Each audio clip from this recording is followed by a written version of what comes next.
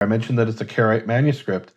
We're living, we're talking about a period when people lived, and they didn't say, "Oh, I can't look at that manuscript. That's from a group of people I don't agree with." They didn't do that. They said, "Look, this is an accurate copy of the Bible. It doesn't matter if you're a rabbinical Jew, if you're a Karaite Jew."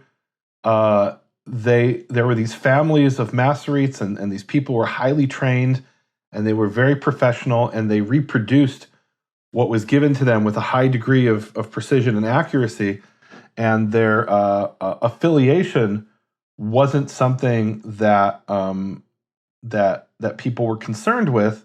I wouldn't say they weren't concerned at all, but the fact is, you have manuscripts that were written by Karaites and proofread by Karaites and corrected by them, and other ones that were done by rabbinical Jews, and both communities accepted these manuscripts because it was considered the common heritage of the Jewish people. And so, and there were definitely differences between different scribal families. We have Ben Asher and Ben Naphtali, but it wasn't something that that the divide, the denominational divide, that wasn't the factor. As far as the reliability of the manuscripts in this early period.